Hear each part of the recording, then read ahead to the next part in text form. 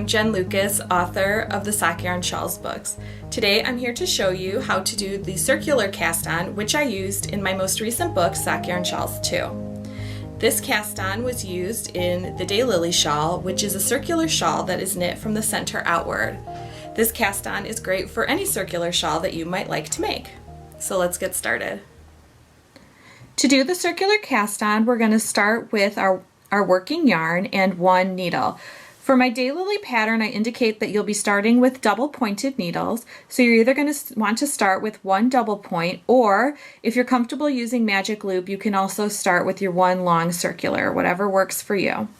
So to start, we have our working yarn, and we need to make basically a loose knot. So to do that, we're just going to cross the yarn over and pull the tail through. And we're going to want to leave it nice and loose and also leave a nice long tail so we can weave it in later, and also we're going to pull on this to pull everything tight at the end.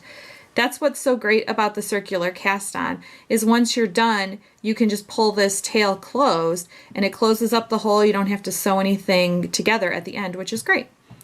So to start now, I'm going to put the working yarn into my left hand and take my working needle in my right. And basically we cast on stitches by going into the hole and above the hole. So to start, I like to pinch where my yarn crossed over, and I'm going to go into the hole, and we need to yarn over and pull a loop through. And so we have one stitch cast on. And now we're going to go above the loop and yarn over, which basically is just setting the yarn onto your needle. So there we have two stitches. So to continue casting on stitches, we're just going to go into the loop and above the loop and into the loop and above the loop. So again, we're going to go into the loop, yarn over, and pull a loop through. There's 3 stitches. And then above the loop, yarn over, that makes 4.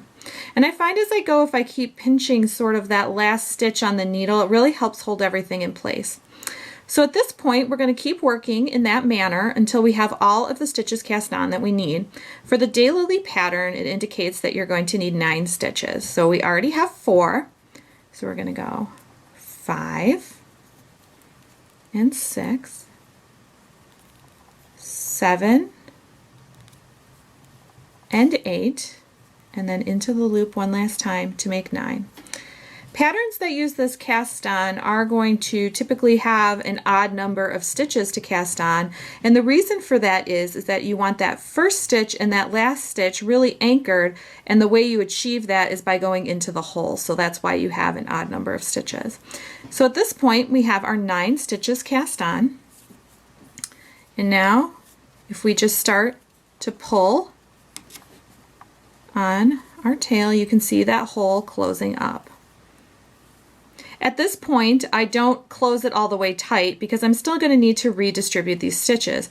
We're going to be working in the round for this circular shawl, so you're either at this point going to need to transfer half your stitches to your other needle if you're using magic loop, or if you're starting with the DPNs, you would need to get 2 more DPNs into the mix to distribute your stitches evenly, because we're going to take the working yarn is now over here, but our first round we're going to be working on this stitch since every stitch is a right side row.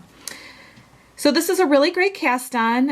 It would not just work for shawls, also if you're working a top-down hat or anything where you really were working in the round and wanted that hole to be nice and snug and creating a little less work for yourself at the end. So I hope you enjoyed this cast on, and I hope you enjoyed Daylily from Sock Yarn Shawls 2.